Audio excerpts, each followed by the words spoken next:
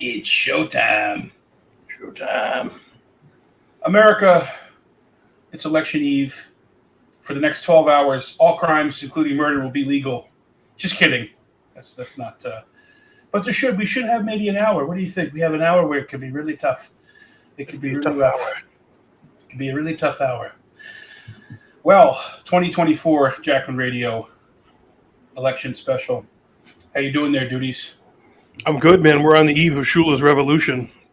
We should probably preface to everybody, our MAGA group, our friends, we have nicknames for Trump, and one of our friends, Dave, coined the best nicknames for Trump, just calling him Don Shula, after the goated most winning NFL coach of all time for the Dolphins.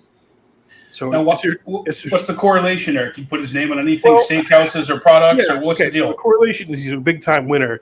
He wins at everything. And yeah, he's the key. Don Shula was the king of branding, dude. After his coaching career, he put his name on steakhouses, Nutrisystem, dieting bullshit, stuff for old people, probably Don Shula nursing homes, Shula Acres. Shula Hospice. Shula Tomorrows. If you want to win while you're dying, there's only one way to do it, to go with Shula. Oh, so Ace kind of back in July, we were at the Cape having a boogaloo and with an offshoot, a drinking club, and he was just like, Don Shula.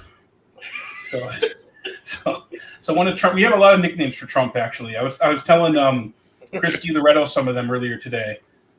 He might pop on the stream at some point. The host of Monadnock Underground, Go Monadnock. I don't know what they're calling it nowadays, but the Palmucci Hour. Yeah, that's one. Yeah, him and Zoe Roten-Heinzman are the hosts of that, and they had me on their program last year. We had a great time, and I've been wanting to have them back on. So they've been given the link, and we'll see if they come in and honk with us. But another one of the nicknames we have for Trump is Krang.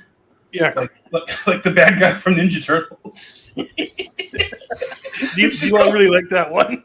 We just call him Krang. That's like the science fiction speculative futurist nickname, where he leads all the AI MAGA forces into spiritual warfare with Q soldiers. Q Shaman and Q's army. General Krang, I think that's a good nickname. And then his nickname, if he were the quarterback like in Iowa or Texas, that all Rice. So we call him. Wait, say it again, like you didn't come through there. Bryce. Why would he be called Bryce? So the nickname that we have, his nickname is Bryce, would be if he was like the varsity quarterback in Iowa or Texas, and he's the bad boy that all the girls secretly want to date. We call him Bryce. So he's like, at Wharton, that I went as Bryce, Sergeant Bryce. I went to Wharton. I was actually in the military. I had military experience, okay? Yeah. And as a soldier at Wharton with the drumline thing on my head where I looked like I was in Barnum and Bailey, I led the students to greatness. Apparently, dude, he took to that, man, once, because he was colicky even as a teen, and Freddie, their senior, and his mother Helen sent him to straighten him out to military school. And he actually took to it, dude, and I guess he really thrived. He did thrive. Yeah, Shula got there and he threw his weight around. I'm sure he went through whatever hazing they had. Imagine being the upperclassman that hazed Shula at the military academy. I don't know. I haven't heard specifics of it, but I'm just assuming. I'm going on assumption there was some kind of hazing. He could have paid people to not go through it, though. Like it's been alleged about some of the papers and projects. We just paid. I saw the Chinese kid. I said, "Could you do this? I'll pay you in wontons." He paid. Wait, how will you pay him, Mike? Pay you in wontons. I'll pay you in wontons. I won't evict or deport your family. I won't tell my dad that your family is illegally housing 20 people in his apartment at Trump Towers. Oh my God, Trump Village in Queens. Yeah, the Village there. It's where he kind of got the start. They had. No, I think he got up there when he found his footing, Mike. He really took to it and liked it. It gave the Child King the structure that he needed. I think so, dude. And I think definitely to deal with generals when he got in there in 2016, his time at military academy has a direct correlation with that for sure.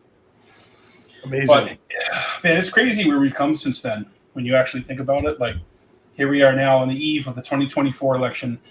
he could become the modern day Grover Cleveland, having won in 2016, lost in 2020, which I didn't do. I didn't lose, by the way, and then come back the next election and win and clinch the playoff berth to come back to greatness. So, I think, I don't know, Eric, maybe you feel this way too, but across America, certainly here in New Hampshire, I don't know, man. I'm feeling some kind of movement for Trump, kind of very similar to 2016. And I have to be honest, in 2020, my gut feeling was it was going to be Biden, but my gut feeling right now is Trump. So I don't know. What do you think about that? You think Shula takes the Rose Bowl tomorrow, Mike? I think Shula takes it all, dude, and he appears on stage with the Aubrey reunion, and he reunites the Smiths, and he opens up for Oasis, not Verve. We don't look. There's everyone saying Ashcroft's going to come out and do Bittersweet Symphony. I'm going to go up there. I'm going to do YMCA. I'm opening up for Oasis. I think it could be bigger and more Manchurian or Mancunian or whatever they say in Manchester, because we say Liverpudlian in Liverpool. We will make Manchester great again. I will go up there and I will make Oasis great again, quite frankly. Look, I'll go up there. I'll have 15 Nebworths. Okay, it'll be 15, quite frankly. Nebworth was low energy compared to what I'm going to bring to Nebworth. And I said to Morrissey, I said, what are you doing? People still want to come see you, even though you'll cancel the show if there's a slight breeze. I mean, he'll get off stage if somebody looks at him wrong, and people will still fly to London to see him. I'd monetize that, Morrissey, okay? Quite frankly, I'd go up to Johnny Marr, bring him a vegan platter, do what you got to do, get back in there, make $100 million, and say Trump sent you and give me a cut. I think Trump should get in the reunion game for these British bands. Yeah. So Morrissey and Johnny Marr took 80% collectively, and the other two guys got 10 each at scale. Yeah, Morrissey and Marr got 40% each, and Andy Rourke and Mike Joyce got 10%, the drummer and the bass player. And Morrissey's like, well, I wrote the song, so they were lucky to be along for the ride. I don't even really need them, do I? I've had a successful solo career. And actually, I just saw that Morrissey walked off stage and canceled the show because too many people were coming up to hug him, which he encourages, and then he can just blame canceling the show on that, which is incredible. Yeah, someone left the door open backstage and a draft got in, so he had to cancel. Yeah. Oh, no, seriously, he had like a cold. He was like, I simply can't go on.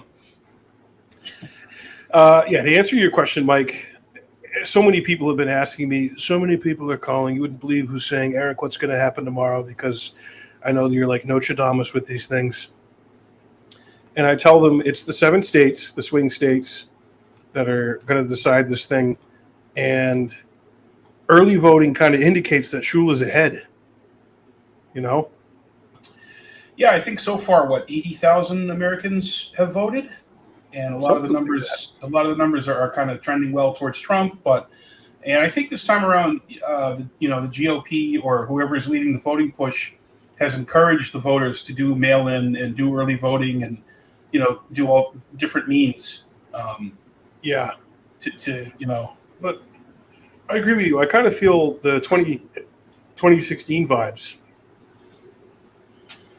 that he's not supposed to win, and he's like the underdog, and the Democratic apparatus threw out all their Diddy freak-off freaks, Well, we see who's endorsing Kamala. And we see Beyonce, we see J-Lo, we see Eminem, all these people. And, quite frankly, if you take a look, they all brought gallons of lube to the freak-offs. They brought gallons of lube, and they're up on stage with their twerking. And we've got Tony Hinchcliffe. We've got, we have Hulk Hogan. We have all these. We got Sammy the Bull. I saw a great clip of Sammy the Bull, who may or may not have been involved in like 19 murders over the years. He's not a bad dude. A mobster who's now almost 80 years old. He's kind of similar in age to Trump, and he was like, look, Trump's a gangster. He's a gangster. That's why I endorse him. You got to have a gangster in there to go in there and deal with people like Kim Jong-un and deal with Chairman Xi in China. Deal with Zelensky, deal with Putin. It kind of takes a villain. In the age of anti-hero and Suicide Squad and all these mobster movies. Even the Penguin, you could make the case. Colin Farrell as the Penguin is a direct link to Trump Tower. There could be a whole thesis on that. But you kind of need somebody. You need somebody who did go to the military academy, somebody who hired a woman to build Trump Tower. I hire all women. I do very well with women. We have Sarah Huckabee Sanders. We have Tulsi Gabbard. We have Christine Nome. We have my daughter-in-law, Lara. We have all these women, and they're all very beautiful, too, by the way, because if you look at the Democratic side, you say, oh, that's a woman. They say, sir, we don't know that that's a woman. We can't say. They can't say it. So they don't say it. And if I was going down in a boat and there was a battery or there was a shark, I don't know what I'd do. I might want to go down with the boat because I could get electrocuted, but I don't want to be eaten by a shark. And I want to be a psychologist and a psychiatrist for the whales. I do. And another thing, though, to your point about how it's looking like 2016, he's having a blast right now, dude. The last month, he's been having an absolute blast. He was at McDonald's slinging fries. We had golden fries, almost as gold as my hair. There was like an aura coming out of that fry machine, dude, when he was like throwing all the salt, that he threw the salt over his shoulder. Very superstitious. It was like a magical aura. He was like, hey, let's go. Look at her. She's beautiful. How long have you been doing this for? Wow. So how many should I put in the bag? 2, 3, 6, 10, 12? Yeah. Yeah, Shula, he loves McDonald's, dude. So they were having a lot of fun. He had a lot of fun with that. He went on Joe Rogan. And we haven't even podcasted about this because our year's been so crazy and we still have our day jobs and it's just nuts all around. But, there were 2 assassination attempts against Donald Trump in as many months. And the media doesn't even talk about them. They don't. It's been memory hold, just shooting, in 2017. And that first attempt, man, the guy there, Crooks, what do we know about him? We don't really know a lot, do we? It's like it didn't even happen, dude. They memory hold it. And it was a news story for a week, maybe. And then that's it, dude. They haven't talked about it. We haven't really heard much from Congress about it. I don't know if their investigation is still ongoing or what the deal is with that. I suspect if Shula gets back in there, there's going to be a real stink made about it, and there should be. And the same should have been if it was the other side. If it was Brandon or whoever the Dem is was shot at like that, we should figure out what the hell happened. Yeah, we shouldn't applaud that either. People who are applauding the violence, I think that's bullshit too. I'm not a fan of Joe Biden, but if that happened to Joe Biden, I wouldn't be happy about it. No, I'd be. That's sad. Violence and political violence is never acceptable, and it's not something that should be supported or cheerleaded or celebrated. And I did hear, even here in New Hampshire, anecdotally, I did hear people like giddy about it, but making comments like, "Oh, too bad he missed," and it's just like, this is where we are, and it's very divided. And I want it to be fun. We want it to be fun again. So that's why we had that banquet there over the weekend. We had a little Maha, MAGA, Aloha, Kennedy, Maymaw in honor of J.D. Vance, his Maymaw, if you read Hillbilly Elegy, type event, because it's a big tent coalition. And to your point earlier, I think a lot of people are coming into the MAGA fold that either hated him or didn't vote for him, and are now going to, or they never voted before. And the way things have been going the last, almost 4 years has caused them to vote that way. So, do we have a couple of comments already we want to, or questions we want to look at? Well, let's see. Riley said Don Shula 2024. Indeed, Riley. Brother, we are Shula. I want that to trend on X, Mike. Yeah, that can become a T-shirt. I just want $1 from all the shirts that are sold for the Shula brand. Mountain bike fan, Harris Walls 2024. That's hilarious. Mountain bike fan, why do you like Harris Waltz? Would you tell us? We'd like to know. Is it because up until recently, she was Indian, but now she's black? Just ask Candace Owens. I know, Mike. Have you seen any Candace Owens stuff on Harris? I haven't been able to watch that yet. Did you watch it? I watched a few episodes of it. It's very interesting. Candace has been going through Harris's biography, which is basically just a it's a doorstop, or a weight, whatever you want to call it, a paperweight. But she's highlighted some photos and some descriptions of the photos and some of the stuff in the book. And it looks like, there's some deception as far as the lineage goes and who her relatives are, what their names were. Like Candace is looking at documents here, folks. She's looking into primary documents, ancestral documents. And quite frankly, she has some researchers looking at it, and you wouldn't believe what she found. It's Remember when he was like, I sent people to Hawaii to look into Barry, and you wouldn't believe what they found. You wouldn't believe what my people found. He didn't send anyone to Hawaii. Wow. Dude, you think he was going to pay for their airfare or their hotel? Right, or like muckraking or research? Yeah, so I don't know. The Candace Owens stuff is interesting. I'm not saying that I totally endorse it or subscribe to it, but it's interesting and worth looking at because, the left and the DNC and the Democrats and the Harris Walsh ticket is just all about identity politics all the time. Very short on actual policy and, what they're going to do and what's going to be different from the last 4 years under Biden-Harris. And,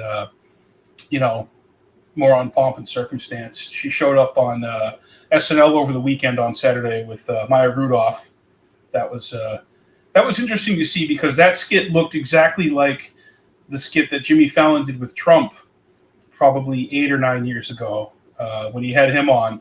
They had like a vanity mirror set up, and they had Maya Rudolph on one side as Kamala looking into it, and then they had the real Kamala Harris.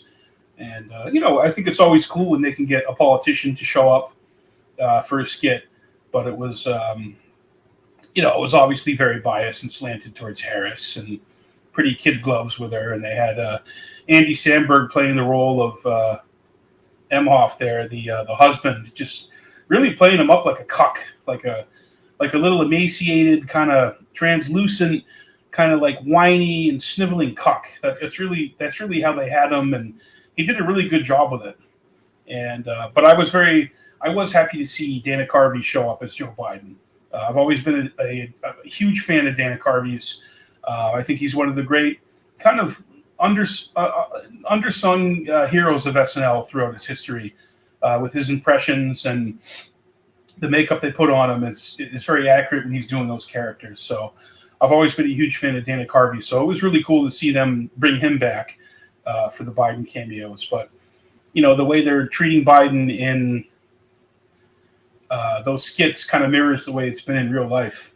If you look at what Cy Hirsch, the award-winning journalist who got his start talking about Vietnam and some of the atrocities and horrible stuff that happened during Vietnam, also wrote about the Nord Stream pipeline last year, which also you don't hear about very much anymore. But he wrote a piece about what happened when Joe Biden dropped out back in July. I'm pretty sure it was in July, and what the inside baseball was behind that. And it sounds like they were going to invoke something. Pelosi made some calls, did some strong arming. Harris was kept in the loop, Obama. And it's just funny to see an op-ed written by George Clooney move the needle on that too. So, that kind of shows you where a lot of the power is with the DNC. And I think Biden was pissed about it and is pissed about it, about what happened. I mean, dude, when he put on the MAGA hat, the firehouse, and yeah. So when he does have moments, when he's had his insurer, when they've given him his upper, what did it look like, Eric? President Biden, who are you voting for?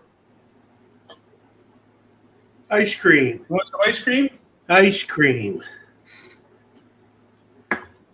Dude, when he put on the MAGA hat, that was everything. That's when we knew that we were going to miss Brandon. Let me let you in on a little secret. He hates you. He hates you. Yeah, when Brandon has moments of where he's lucid and he kind of understands what happened to him, he's not happy about it, Mike.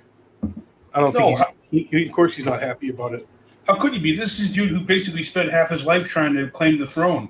Was it Cy Hirsch who said that they threatened 25th Amendment? Like he confirmed that? Yeah, I was just saying that to the audience. It was Cy Hirsch's piece that had some inside scoop on that and had Pelosi kind of putting pressure on him and ultimately being like, we're going to go public with this and we're threatening 25th. And that's what got him out, dude. I was like, man, he's really dug in. He's not going to drop out. But yeah. They kicked him down the stairs, just like President Spacey in House of Cards. President, what was his name? Underwood. Kicked that woman down the stairs. That was the Secretary of Defense. He did too. He did that too. Yeah. She was getting hip to what Spacey was doing. That was a brutish woman like Margaret Thatcher, dude. That was like a woman. She didn't He even was need kind of shoulder like a pads. linebacker. Yeah. She was tough, dude. She could have given Rumsfeld a run for his money in Yeah, no, terms she of was fucking war kind of hawking, you brutish and know. thuggish. Yeah. And then You know, what? did he later show up to the hospital and try and unplug the? I don't I feel like remember. he did, or he actually did. You know, I was thinking I need to rewatch House of Cards, man. I think enough time has passed where that would be acceptable. You know, to show up to Stacey went something. on Lex Friedman and got washed, and he went on Pierce Morgan. Tell me about American Beauty and how you prepare for that role. Well, I fly on Jeffrey Epstein's plane, and then I make sure that there's a lot of young people that I can connect with. Good. And I connect with the young people on the throne with Ghislaine Maxwell. Good God, dude. Yeah, dude. If Spacey can be rehabbed, I mean, he's got one trial that he's got to beat the rap on, and then in the eyes of the law, dude, he's good, dude, in the eyes of the law. Because I think 2 or 3 of the accusers are dead. They're dead. He's got one more to get through. I'm pretty sure. I'm pretty sure his legal troubles are. He'll probably film a couple of movies out in Bahrain and in France. Maybe they'll bring Roman Polanski, Woody Allen to consult, and then he'll come back. I think he should do a movie with Armie Hammer. I think that'd be really. Oh God, Armie Hammer and Kevin Spacey. Yeah, he's like, ugh. Yeah, Armie Hammer. He's been doing his rehab rounds, his image rehab on Piers Morgan. Piers Morgan has had some interesting people on. I think he had Mickey Rourke on recently, and he was like, Mickey, I understand you got a visit from the U.S. Secret Service. What was that all about? Rourke was like, I don't want to get into it too much. I don't want to have a repeat. But read my mind. He's like, what did you say, Mickey, that would cause the Secret Service to come to your house? He's like, read my mind. And there was like kind of an awkward silence. It's a pretty good clip. A friend of mine sent that to me today. And actually, a friend of mine who I worked with for close to 5 years in higher ed. And when I was out the door of my last job working in a university setting, it was becoming a complete clown world, woke hellscape, like just getting beyond the pale. With the DEI bullshit and the woke shit, and basically white dudes are the enemy. We're the enemy of the people. So we got to send you to this training. We got to send you to a panel you're going to listen to. You're going to be lectured about things that were out of your control, that you were just basically born a white dude, how horrible that is and how awful that is, and how you need to atone for that every day and be shameful about it. But she told me she's still working there, and she said it's just gotten so cartoonish and even more clown world than when I was there. And I feel like I got out of there at the right time, and the door opened to go work for RFK Jr.'s campaign for a spell. But yeah, I don't know where I was going with that. Just talking about higher ed, how cartoonish it's becoming. A former colleague, Mike, who I work with, I talked to her today. She sent me a clip of Mickey Rourke because she knew our whole thing about Rourke. And she just said it's gotten so clownish, dude, and cartoonish in higher ed. Yeah, I think there's actually pushback to that now in our country. I think a lot less people, a lot less serious people are listening to that and humoring it anymore, because they're like, look, I got to pay my bills. I got to be here. I got to work. And my money doesn't go as far as it used to. So I can't really listen to your BS. First of all, I never wanted to listen to it. Yeah. Most people are not hateful. They don't give a fuck who you sleep with or what your gash looks like. They just want to pay their bills. They just want to live their life. They want to take care of their family. That's how I feel. I don't give a fuck. I don't think anybody should be targeted or made fun of or made uncomfortable or anything like that. But, just fucking lay off it. Nobody cares. I don't care. Yeah. Who fucking cares? Enough. Yeah, we're fucking tired of hearing about it. Yeah. Oh, I think it's a sinking ship. I think a lot of academia and a lot of that stuff, and they've cut a lot of those programs because a lot of that money for the DEI bullshit went in there and got rid of other programs. And people are like, well, what the hell? you know. So now Right. they're actually taking a look at that. They're like, wow, this is actually all useless, and nobody wants to participate in this or do this. So they're going in another direction. So that's encouraging to see. Yeah, it is encouraging to hear, and I just remember being there and some of the things I would hear, man, and just you had to, yeah, like you said, you got to stay quiet because your paycheck depends on it, you know. Yeah, that's most people, man. Most people feel that way, dude. You know, it's like what Tim Dillon says. He's like, oh, just being a gay white man now, you're basically a Nazi. Right. Yeah. Got a little shout out from Aaron. Hi, Aaron. Aaron Glad you're C. tuning in from Virginia. Hello, Aaron. Beloved Aaron, we know we love you. You're beautiful. We love you. You do a great job, and you did a great job. You did a great job. Aaron makes eyebrows and waxing and haircuts great again. She really The does. lashes. It's the eyelashes. Yeah, it's the eyelashes. She makes them great. But yeah, I think a lot of things have become cartoonish in a lot of ways, and people aren't having it anymore because they're not able to pay their bills. So, you know, the paycheck doesn't go as far as it did 4 years ago, and I think that's how a lot of people are going to vote tomorrow. I think there are probably a lot of people who don't like Trump. They personally detest him, and they're like, "Well, this is our choice. It's either that or what we've been dealing with the last 4 years." So they're going to go with Trump. They're going to go with him because there is a vision about the economy being stronger under Trump, which I think people are feeling. And I think it's going to come down to a couple of really big key issues. I think it's, wallet and the economy and the border. I think a lot of people are talking and thinking about immigration and, whether or not that has a big impact, which, I think it does. I think there's a lot of ways that illegal immigration has a huge impact on our economy and certainly border states. But at the same time, if we deport a bunch of people, there's a lot of jobs that are going to go away. So I don't think you're going to see a mass deportation of 15 to 20 million people. I think it's going to be targeted. But certainly something has to be done about the border, and people are thinking about that. Not only that, Mike, these fucking gangs that took over these apartment complexes out west and then other neighborhoods that are dealing with that in other states, that's a real thing. And the mainstream media wants to downplay that. But go talk to the people who live there who had to try and live in that building, dude. Or have to deal with it. And you got them roaming around with guns and taking over hotels and apartment buildings and menacing, and it's fucking horrible. Yeah, those people they need to be dealt with. Well, I think that's what you're going to see. That needs to be dealt with, and other people don't want that to happen in their communities. So I think tomorrow, man, I really feel like Shula's going to be elevated, Mike, and it's going to have a lot to do with it.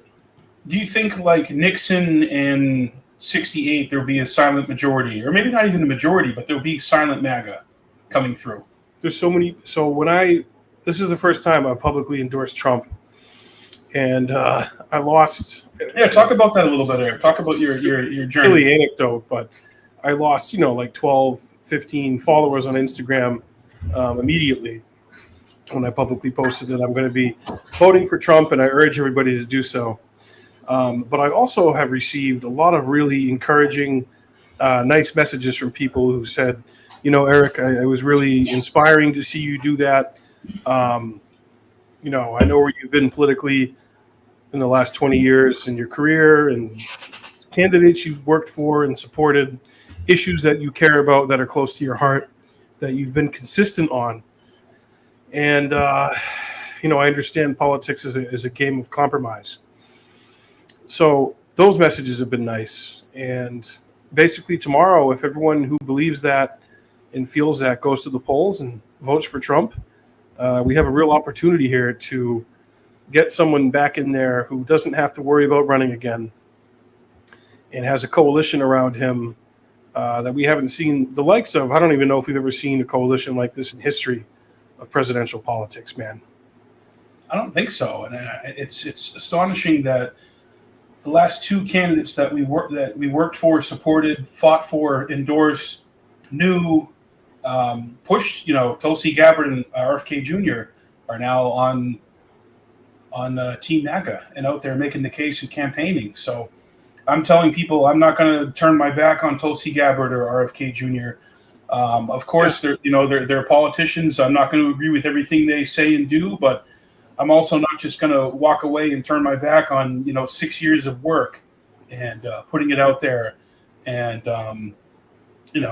like you said, it's compromise. So if Trump gets in there and he holds true to his word and he brings in RFK Jr. and Tulsi into the next administration, and now through Elon they're talking about Ron Paul, I think that's incredible. Right.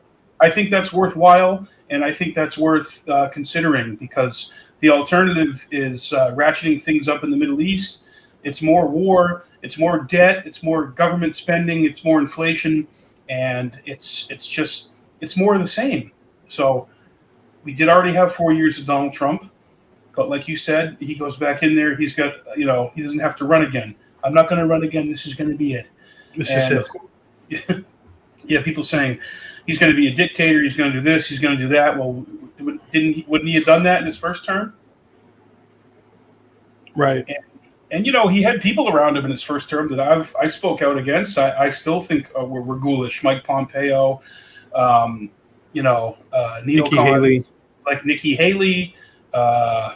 Elliot Abrams, who was involved with the coup in Venezuela. There's stuff that was not great. I mean, the mother of all bombs. But you know what? He didn't start any new wars, and I know that's like kind of sloganeering, and we've heard that term a lot. But that actually means something to millennials who have been paying attention and been around this shit for 20 plus years. You have neocons like Dick Cheney are not just the boogeyman. These are actual evil, corrupt, in my opinion, criminals who should be looked at and investigated for lying and not getting a declaration from Congress to go to war. And I think the Iraq War still matters to this day, 21 years later, and the consequences of we are still feeling, whether that's the creation of ISIS, other terrorist groups that sprung up after Iraq. And now those people are all in bed and all aligned with Kamala Harris. So to me, that one issue alone is worth exploring and endorsing. The MAGA agenda. Cheney, man. You got the Cheneys circling the wagons and now joining the Democrats and Team Kamala. And Adam I'm proud of Dick Cheney's endorsement. For real? Disgusting. You're gonna vote for that? Yeah. 20 years ago, liberals and Democrats called Dick Cheney Darth Vader, and rightfully so, which I also did. But I never stopped considering him. He's worse than Darth Vader. He's like Palpatine. He's way worse than Vader. He's Palpatine, and his daughter there, who was also his advisor, who was also gung-ho for the Iraq War, and they had tons of shares with Halliburton, not just the shares, which he said he divested, of course, but he was the head of Halliburton, which got all these no-bid contracts in Iraq, and they all knew that. And Cheney was involved in an energy meeting very early on in the Bush administration. I think it was March of 2001. You can go back and, please fact check me on that. But he met with a lot of the heads of like Exxon and other oil companies and said with, 2/3 of the world's oil, the Middle East is still the prize. So, and what did they do? They used 9/11 as their excuse to go into Iraq and blame the attacks on Iraq, try and say that Saddam Hussein met with Al-Qaeda, met with, terrorist agents, which was not true.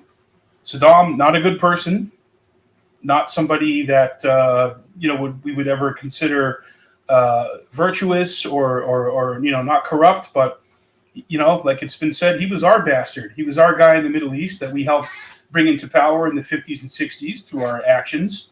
And then the Frankenstein turned into what we did in 2002 and 2003 when we wanted to get rid of him. So we knew he wasn't a good guy from the outset, but he was our guy. And this is what we do all over the world. We do it in Latin America. We do it in the Middle East. We do it everywhere. We install these dictators and we work with them until they don't want to play ball with us anymore. And then, we got to get rid of them because they're terrorists or they meet with terrorists or they're not going along with our agenda. And we keep doing that decade after decade, generation after generation. And we're now seeing the consequences of that. And just like those intelligence professionals that were talking about Russia, and saying that, like, Michael Hayden and who was the other CIA head there? Petraeus, was he the head of the CIA at one point? Mm-hmm. Yeah. Petraeus and other CIA guys were saying that the laptop was Russian disinfo in 2020. To me, that's the election interference. That's the real election interference, because if a lot of Americans knew that story, they wouldn't have voted for Biden. So those are the people who are still, in the seat of power, and they're all behind Kamala. So I don't think we need another 4 years of them. I think we need to negotiate, and we need to try and end the wars. We need to bring manufacturing and jobs back to our country, and we need to try and do something different. Because otherwise it's just more inflation and cost of goods and gasoline, and everything is becoming untenable for people who have 2 and 3 jobs. So that's why a lot of people are going to vote for Trump tomorrow, because they, whether that's true or not, they perceive it that way. Yeah, no, well said. Absolutely, just tired of it, and the woke shit. Tomorrow's, I think, going to be a reprimand on that bullshit.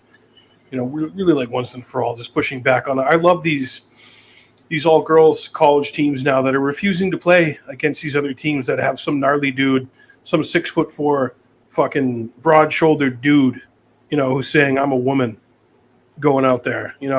No, reject that.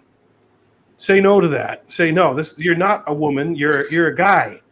Leah Thomas, you're a guy who was a terrible male swimmer, so you failed at that. So you said, hey, I'm a woman now. I put a wig on. I grew my hair long. Now I'm going to go in the women's locker room, and I'm going to bring that missile in the pool, and I'm a woman now, okay? They're going to get schlonged. They're going to get schlonged like Big Mike. Fuck that. Fuck all that. Well, yeah, and that, and I know you and I don't typically go into the culture war shit. Culture stuff. But you know what, dude, it's what I hear from a lot of people. It does matter. And you know what, it does. It does. I'm a foreign policy wonk. I've always focused on that. I get made fun of by certain friends. I got read the Riot Act Friday night by a longtime liberal friend who said that I only cared about people in other countries, which is not true.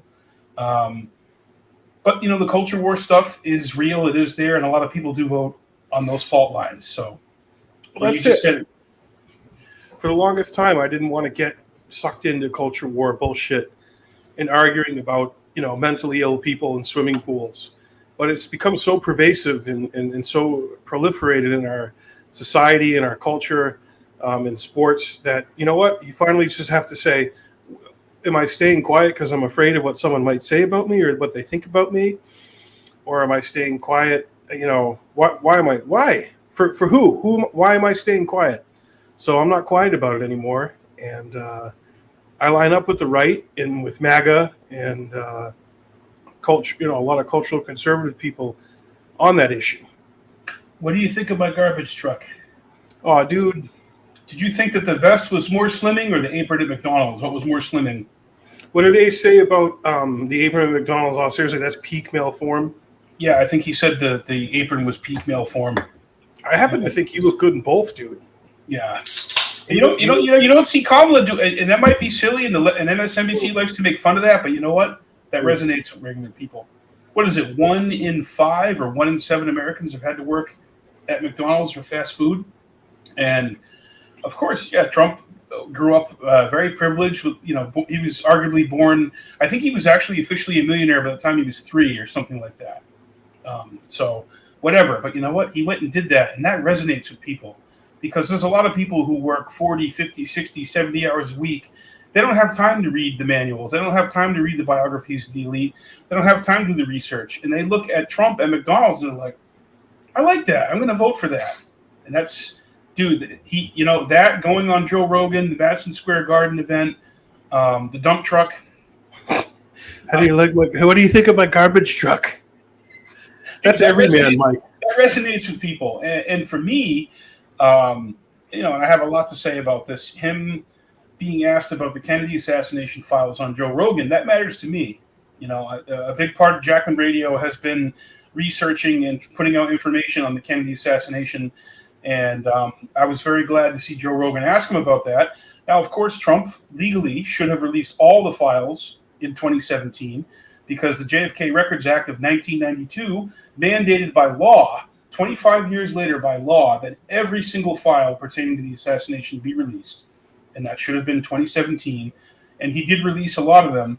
But he didn't release all of them. And he says, well, I got a call from Mike Pompeo, who's a great guy, which I would argue he's probably not a great guy. No, he's not. He's garbage, dude. Yeah, he's not a great guy. About people who are garbage, who are actually garbage. Yeah. I have a great anecdote from a friend who was in the CIA for 14 years about how Pompeo and his wife treated his protective detail. Oh, really? Yeah, I never heard that. He was head of the CIA. That they were nasty. They were rude. They were mean, belittling to their protective detail. So Pompeo and his wife. Pompeo and his wife. So just anecdotes like that, man. That's the shit people should know about, hear about. But it was also, I think, according to Ray McGovern, who was a 27-year veteran of the CIA who delivered presidential daily briefs, was an expert on Russia. It was either Ray McGovern or Judge Napolitano who said it was also Mike Pence. It was actually Mike Pence who was part of the effort to stymie the Kennedy files. So I think there's a lot I think there's tax records pertaining to Lee Harvey Oswald. I think there's entire blacked out files from James Angleton that should be released, and a lot of stuff that was supposed to go to the House Select Committee in the late 70s that never made it. That needs to be released. So I mean, it should all come out. So and if Trump gets in there, I think we have to press them on that and hold them accountable for it. So it's a big issue. And then of course he talked about the aliens. Eric, he was like, the people, where were they coming from, Eric? We have people coming down from space, so they're coming down from. Is that what he said? People coming down from space. I've never been that interested in it, but a lot of people are. They're coming down from space, Mike, to visit us. They're coming down from space. It's incredible. I looked at it. I had some questions. I talked to some top guys about it. These are beautiful guys. You'd love to have them with you. You'd love to have them as children. They were beautiful, good-looking guys out of Central Casting. You know when he talks about Central Casting, Mike? And then they said, sir. He's like, sir. That's when you know that he's like manifesting and kind of making it up in his own mind. He's riffing. But I think what could happen, which could mirror 2016, when the left likes to blame Jill Stein. I hope they can blame her again for Michigan, but they really can't blame her. They'll have to blame their own candidate because she sucks so bad on Israel-Palestine. I think there's a large Arab and Muslim community in Michigan that could deliver huge votes for Jill Stein. Have you seen anything on that? Well, yeah, just that they're considering. I mean, some of them are even considering going for Trump. He had a rally. I think it was out there, man. He had a bunch of Muslim leaders on stage with him saying that they're going to vote for him and they don't like Kamala. You have a large swath of those voters out there who could be the difference in Michigan. So whether they go with Cornel West, because Cornel West is really good on the Israel-Palestine issue, or Jill Stein, she's really good on that issue. So any kind of faction or scenario where Jill Stein, Cornel West, and Cornel West and Jill Stein could split that vote that would otherwise maybe show up for Kamala, and that could potentially help Shula win Michigan. That would be pretty amazing. I'd love to see that. I'd love to see the seething and the coping.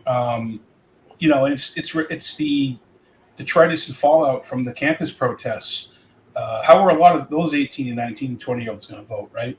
When you're young, you're more left and you're more passionate about that stuff because you don't have a job where if you talk about it, your job could be on the line, right? You're a student, You get made fun of by old conservatives, wearing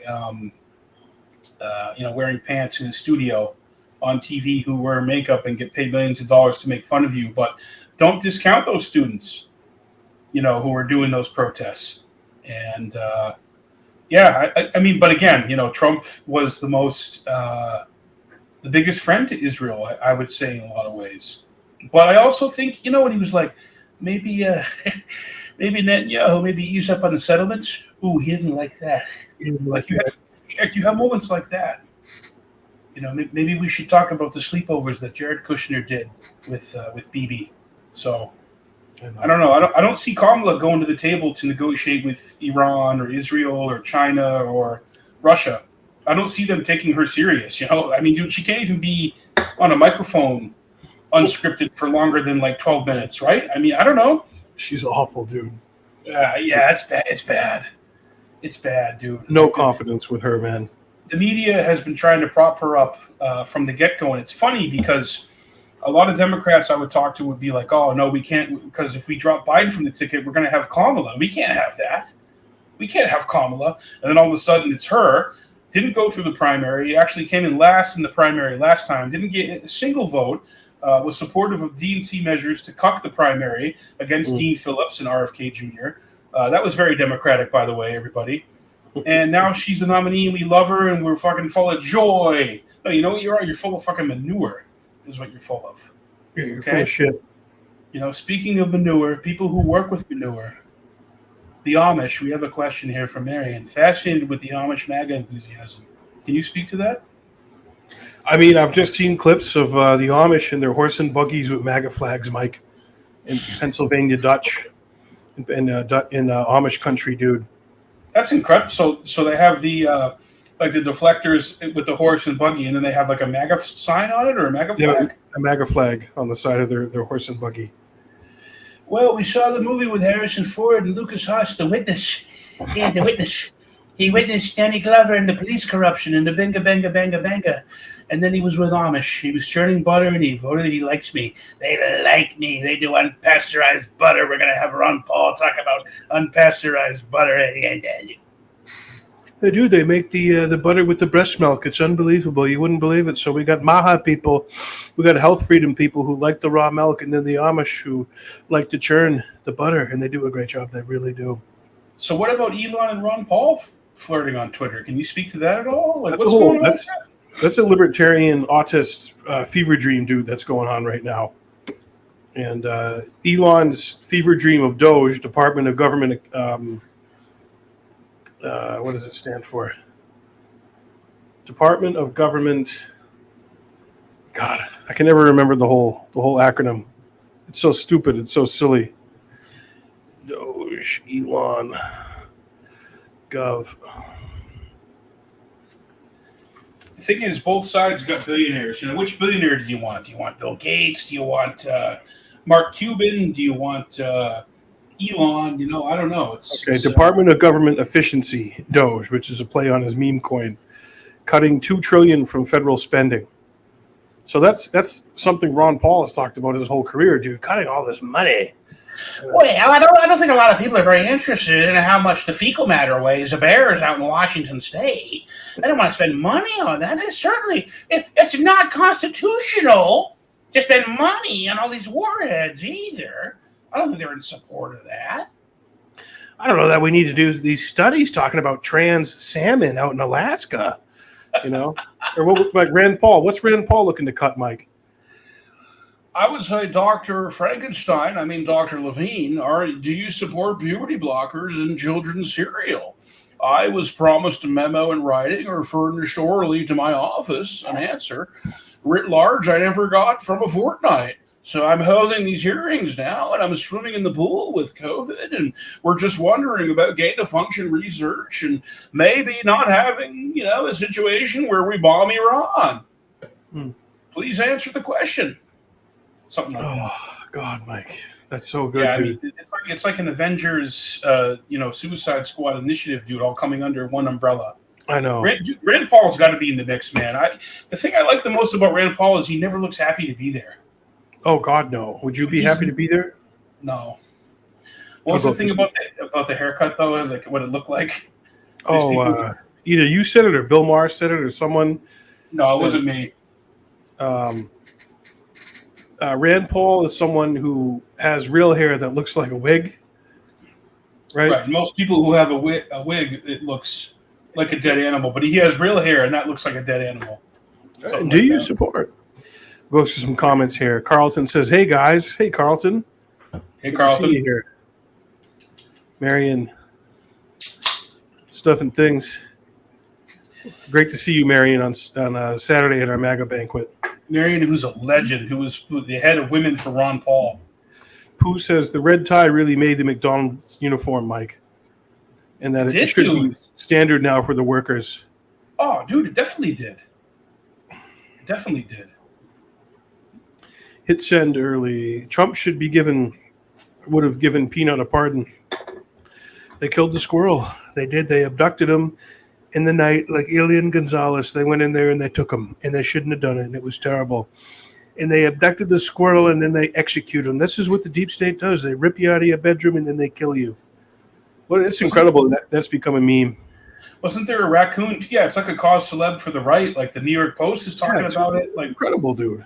There was a raccoon too, from what I understand, or a skunk that they also killed. Something. And then we got Troller in Chief, Matthew Koch. We don't need the files.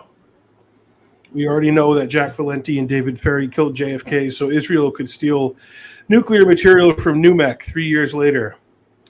Yes, NUMEC. If you want to know about it, watch Ryan Dawson's documentary about NUMEC. Now, weren't they trying to? Is it true? Was Kennedy not trying to get them to be registered as a foreign agent? No, he wanted them to be registered as a foreign agent. Yeah. Yes. Oh, sorry, Matt, that I had a researcher on my show that had his own research and belief about the assassination, which he presented. Which chafed your ass. Sorry about that. I've invited you on. You can read. My email. You know how to get in touch with me. So just be a gutless asshole piece of shit troll online. Yeah, just continue being a troll. That's going to really get you far. That suits you well, man. Make you a lot of friends. Yeah. See this, Mike? Hey, Gordon. That's everything.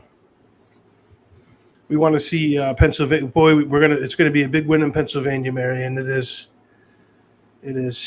Do you think he's going to win Pennsylvania, Eric? I do. I really do believe in my heart of hearts. Dude, you got Fetterman. I didn't see this, but he went on Rogan, and Fetterman's even been saying, Rockman scared he's going to win Pennsylvania. Rock eaters, sweater wearing rock eaters scared he's going to win Pennsylvania. So I think it's possible. I think Pennsylvania has 19 or 20 electoral college votes, and someone wants to put that in the chat. I think it's like 20. It's 19 or 20, and I do think Pennsylvania is must win for MAGA. I think Pennsylvania, North Carolina, certainly Florida, probably Georgia. I got on the phone. I said, "Look, I need 11,925 votes. You got to find me these votes." I don't know what's going on with that particular election fraud case, but that was certainly a big one they talked about. And there was a documentary on HBO. I think it was called Inside the Steal. If anybody has HBO Max, they have a documentary about that, which was interesting, and seeing how a lot of MAGA Republicans actually went after other Republicans based on that. And a lot of it was very ugly. So I just hope no matter what happens tomorrow that nobody resorts to violence. Let's try and have civil discussions and hash shit out. And, here in New Hampshire, we do have paper ballots. And I believe in the integrity of paper ballots. I feel secure in my vote. And election theft and election fraud and chicanery goes back. I mean, you have the 2000 election, you got the 2004 election, which was 20 years ago and 24 years ago. And we got Eric here grabbing a couple of Post Malones out of the fridge. Liz Warren's like, "I'm gonna get me a beer." Yeah, that was a Michelob. I think Liz Warren had the Michelob. That's amazing. But there is of course a level of fraud, and there is, there's fuckery that happens. That somebody burned up a Dropbox that had a bunch of ballots. I think that happened, once, at least twice. There was some arsonist who knew what they were doing that burned that up. So, but if we have paper ballots and the means of recount, then I think that's what we should have. We should have that across the board. I think everybody should have the day off. I have a family member who works in education, and she has the entire day off tomorrow. So so she can go vote. I think that's a great thing. Um, of course, you're talking about federal versus state. When it comes to voting and other issues. So I don't know. What do you think, Eric? Do you think there should just be a federally mandated thing where people can get the day off? Because when you look at urban areas and cities and highly, densely populated, people are waiting in line for hours. We're lucky here in New Hampshire. We can just go right in. So speak to that. Yeah, for our elections and voting, I think it should be a national holiday, paid day. Everyone should get a paid day off for that. And it should be as easy as possible to show up with an ID, verified ID that you are who you say you are, photo ID, and be able to vote. So I'm all about that. I think that would solve a lot of problems. It would clear up congestion, and certainly give people more of a chance to make that day something special. Some pride in it, some national pride, some civic pride, something that we all do as Americans. Call me quaint, call me naive for wanting that or still believing in that. I love America. I love this country, and we're still a really great place to live, man. You do any travel around the world, you go outside the United States, large portion of our world is very dangerous, is lacking infrastructure, is lacking basic services, is lacking a civilized society that has all the incredible things that we have here. I don't take it for granted one day that I was born in America and that I'm an American citizen. And that's why I care about the things I care about. I hate what is done in our name around the world. So, we gotta do what we can. Do what you can. I'll go through some of these comments. Matt, Mr. Troll, did you guys watch the Fresh and Fit stream where he said that the shooter got in the Secret Service? Who said that? Was that Corey or Ryan? I don't think Ryan would have said that. Maybe Corey said that. And that David Morales was in the Secret Service follow-up car. Yeah, I think that's some of his research or what he believes. And then Matt, I got a video coming where I'll point out that didn't happen and that Dawson's Numek film is based off of that. Yeah, I'll hold my breath on that, man. We'll wait to see that video. Fire Pixie just wanted to stop by and say hello before the end of the world, but I feel fine. It's not the end of the world. Look, I'm telling everybody, we want Trump to win tomorrow, but it's not the end of the world if it's not Trump. We have to go about our business. Everyone has to show up to work the next day and carry on with their lives.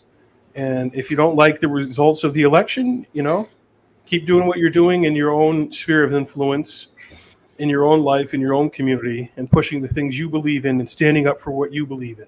That doesn't have to stop just because of the results of an election, Yeah, they're all going to be fine. Trump will be fine. Harris will be fine. Kennedy, all of them. They all got plenty of money.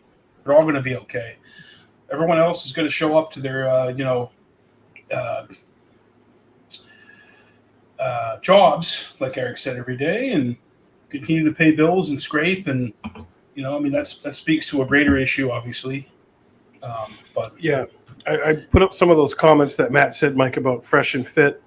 I don't know if you saw those or heard those. Yeah, that's Corey Hughes' work.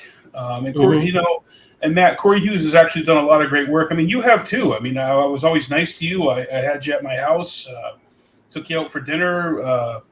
You insulted my sister, you attacked my sister.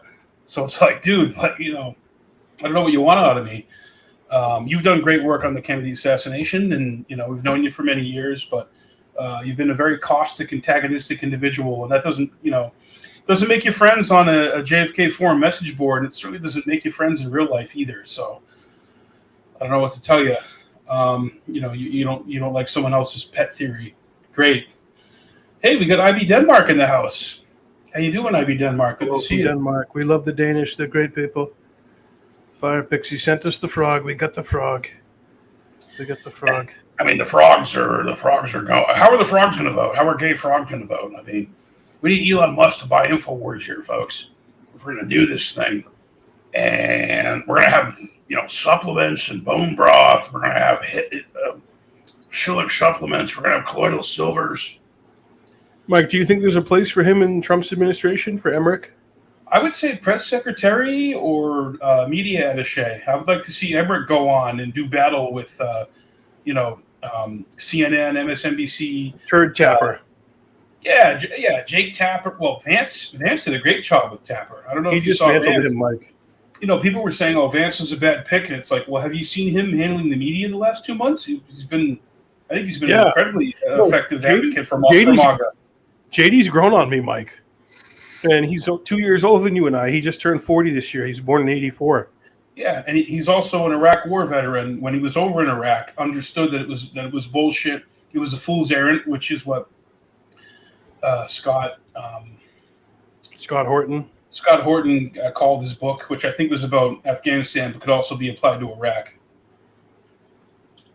Fool's errand. Ivy Denmark wants to know who wins the election. Eric, bottom line here, brass tacks. Who do you think wins the election? What do you think it looks like? Let me tell you something. Donald Trump. You're kind of feeling it like in your, like empirically in your loins, gut, like what's going on? A lot of it's vibes. A lot of it is talking to people who hated him 4 years ago. Right. Think about some people we know, Mike, who absolutely hated Trump's guts. I know who were socialists and communists. Right. Recovering socialists that we know. Yeah, just in our own lives. I mean, as an independent, I've been willing to sit down and talk to anybody, hear their political views and not scream at them. It's actually the left and the Democrats, when they hear a view they don't like or disagree with, they short circuit, they scream at you, they call you names, and they resort to ad hominem, which I've actually legit experienced, in my real life. So, yeah, I know. He's like, I think it's sad. You think Shula takes the throne? Yeah, I think Trump wins tomorrow, and I think we're going to know by the end of tomorrow that these people. Oh my God, it's going to be weeks and months before we know. No, I think that it's going to be so resounding, Mike, and from sea to shining sea, in our Purple Mountain's majesty, that we're going to know Shula's. He's going to be the king. Will be back in there, dude. How did you feel when Bobby endorsed? Oh man, I said at the banquet on Saturday, we hosted a MAGA banquet in Keene, New Hampshire. Had about 40 people come out. It was awesome. Great food. Let me give a shout out to Tempesta's restaurant in Keene, New Hampshire. Those guys are awesome. Jimmy and his wife, Tracy, and Jimmy Jr. It's a family-run enterprise. Those people work so hard. They basically live there, Mike. Yeah. And we just said, we want to have a MAGA banquet. And we didn't even need to tell them much. They just ran with it, Mike, and, decorated the hall. And it was a great time. But I said during that where the hell was I going with this? You asked me? Well, is the king going to win it? Like you feel like in your gut the king? Trump yeah. Just because of what I'm hearing from people who absolutely hated him 4 years ago, who couldn't stand him, who thought he was awful, are like, I'm with him now. It's gotten really bad. It's gotten really bad in this country with the cost of things. My dollar that does not go far at all anymore. The border's a joke. Brandon and company. He made Kamala the border czar. She didn't even go there. Sorry. You asked me what I thought about RFK endorsing Trump. Oh yeah, exactly. Yeah. I loved it, and I said in my speech that I knew it was gonna. I felt that that was the path. Obviously, I worked for RFK. I wanted him to become president. I believed he could be president, and I still do believe that. But just the way that this thing shook out this time around, and the crazy and wild things that have happened after Trump was shot in the assassination attempt, and he reached out to Bobby the next day. He was connected by a mutual advisor that they shared. They just talked to each other like human beings. And that's what Bobby does. He just talks to people, meets them where they're at, doesn't insult them, and talks to them like human beings, which I know is not all the time Trump style, but it was his style during this conversation with Bobby. And when we interviewed him, Mike, we even could pick up on that Bobby personally liked Donald Trump. Bobby was suing him, but he couldn't help but admit that he low-key loved him even at the time. And he flew on his jet to Florida to go see Ethel. May she rest in peace. Right. You know, Bob, we're going to have Bobby. He's going to look at assassination because Bobby knows about assassination. You know, I mean, Trump's right about that. Like, he's obviously his father and his uncle were killed in the 60s by plots. And, you know, Shula knows that, dude, to his core. He knows that to his core. Bobby has courageously spoken out publicly about that. And I understand why other members of the Kennedy family don't want to look at it or don't want to talk about that, because that is so traumatizing. But I have always applauded RFK Jr.'s willingness to face that and talk about it truthfully. And that's one of the reasons why I supported him for president, and I'm still supporting him. And I still think that there could be a lot of great done with him in a position of power or authority in the Trump administration, like whether it has to do with the files or health or chemicals. You know, I mean, he's sued all the major agencies, so he knows how to do the dance with them. Oh, yeah, I was saying to someone today, I said, Bobby, man, dude, he's a tough customer.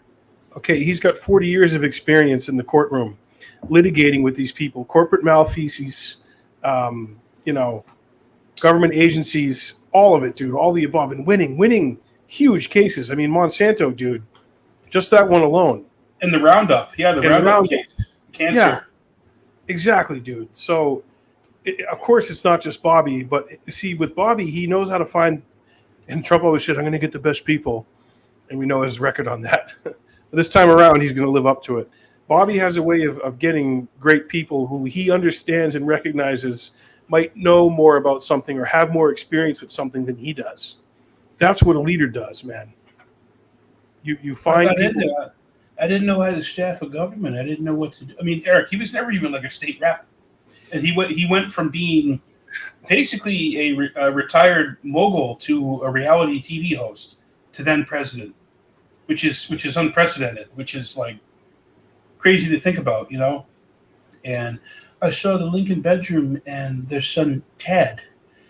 Tad died very young, and they didn't call it depression back then. They had melancholia. I mean, dude, it was like a presidential historical lesson. Mm-hmm. So it's I think he knows going into this time, and you know what I'm very encouraged by is that the transition team is being paid for privately. It's not being done through usual channels. So what's the deal with that? Yeah, Bobby just came out with that publicly. I didn't know anything about it. A group, maybe 20 donors to Trump, are funding the transition team. So those aren't corporations. They're not, you know, they're not what happened to Trump with his inauguration committee fund. He got rolled by Pfizer.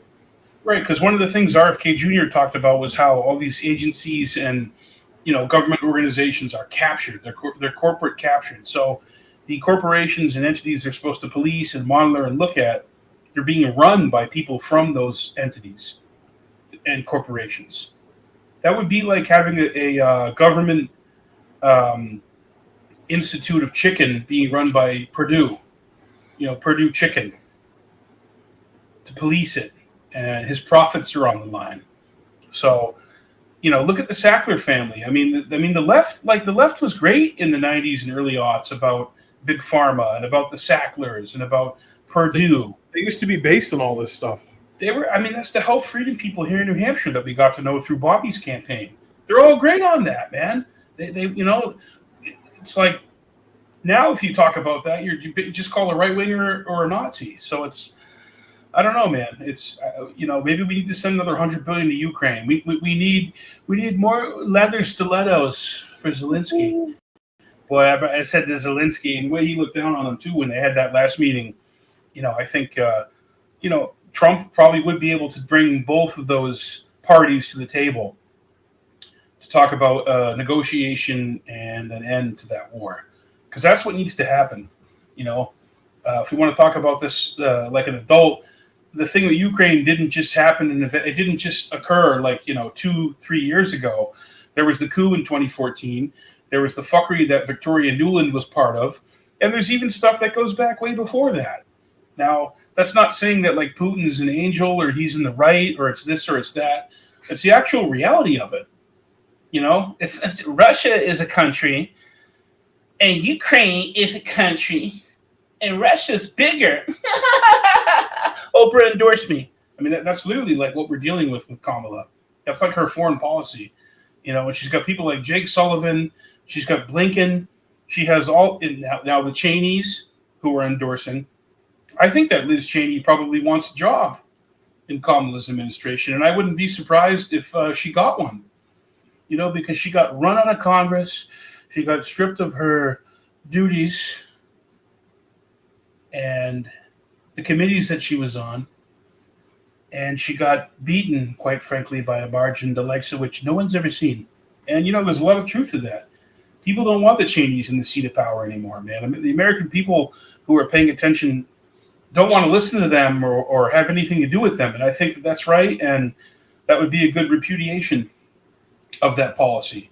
So I want to see bipartisanship. You hear that phrase, bipartisanship. Oh, it was a bipartisan committee. I think it was George Carlin. He's like, oh, when you hear bipartisan, that means that you're going to get, you're going to get fucked and reamed even worse. And he's right about that. But what we see now with the MAGA coalition is even more than bipartisan. You're seeing a shift happening that's political entities that are, have drawn a line in the sand that's beyond left and right. It's about, humans versus globalism, human flesh and blood humans versus transhumanism versus AI versus a permanent war state. And Trump's own generals and his own administration were fucking with him when he wanted to get out of Syria. He wanted to scale down certain military adventures. He had people within his own administration and military establishment lying to him and working against him. So, Eric, I think his inclinations are not to get new wars going, and that's not. And I'm not naive. Look, I was born at night, but I wasn't born last night. He dropped a lot of bombs.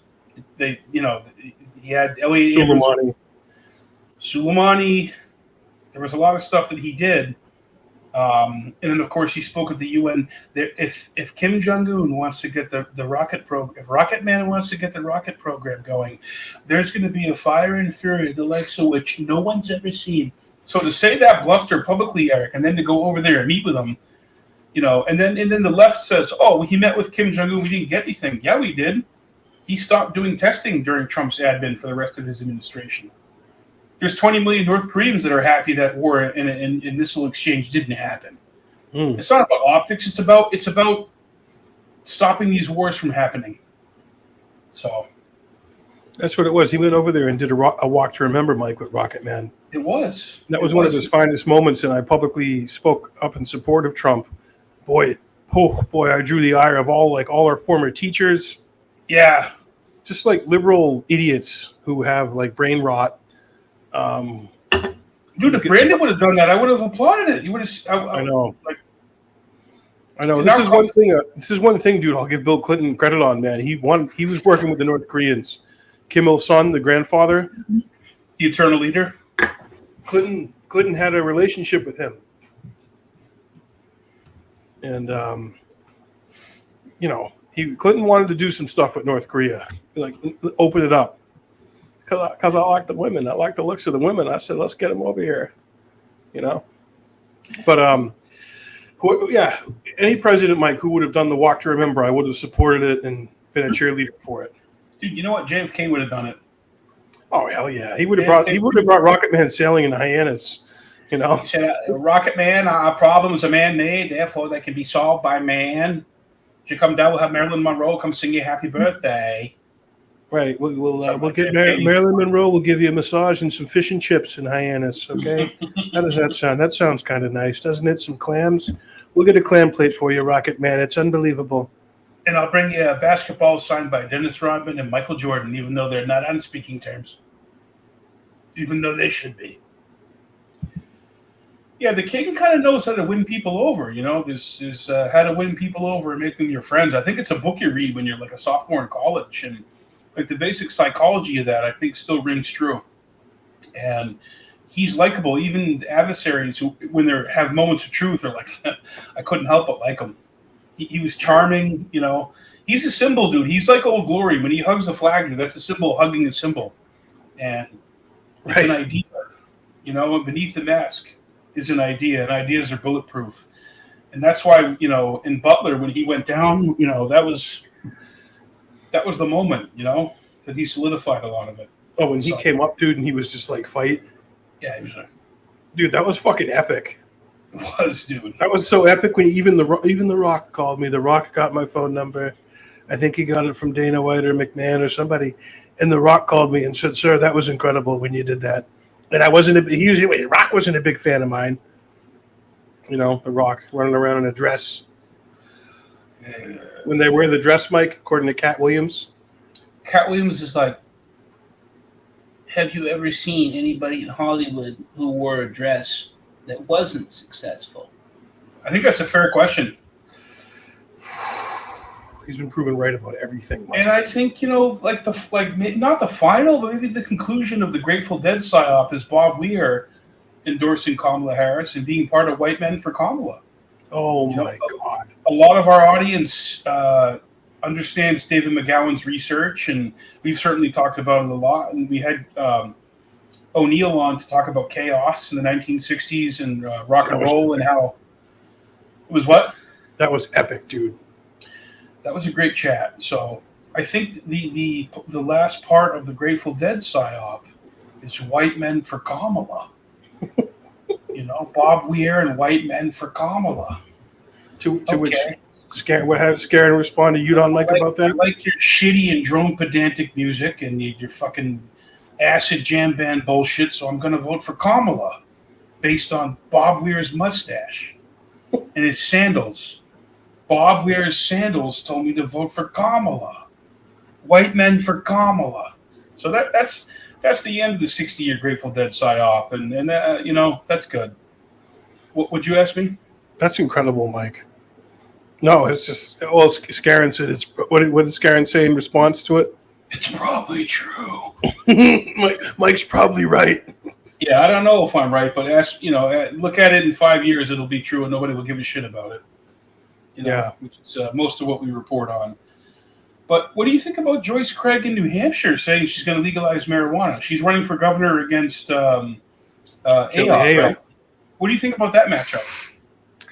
I will say that Joyce Craig, she ran Manchester into the ground. It's like a third world country up there. It's a dumping ground. You got lots of homeless. We got lots of drugs. We have homeless encampments. It's garbage everywhere. The place is a disaster, quite frankly. And it is. I worked up in Manchester for a long time. 2 different jobs in the last 6 to 8 years that you were up. Yeah. And I'll tell you what, man, I mean, after a certain hour, it gets a little dicey up there. And something's got to be done about it. So if Joyce Craig wants to use that as her record or springboard to say, make me governor of New Hampshire, I think that's horrible. So I'm voting for Kelly Ayotte tomorrow. I'm not voting for Joyce Craig. Kelly Ayotte, I've met her a couple times. She certainly has her problems. She was garbage on foreign policy when she was a U.S. senator. I had a conversation with her about our drone program.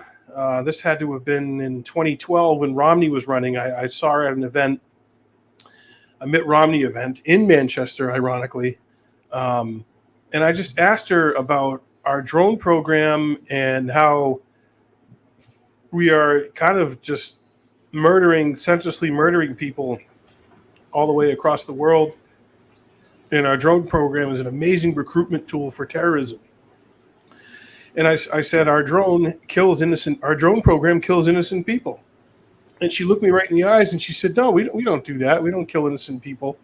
And I was like, yeah, we do. You might want to talk to villagers in Yemen, in northwest Pakistan, the Waziristan region, in Afghanistan, in Sudan. You might want to go talk to some villagers over there who've had their whole family rendered into a smudge from our drone program and ask them about that, see how they feel about that.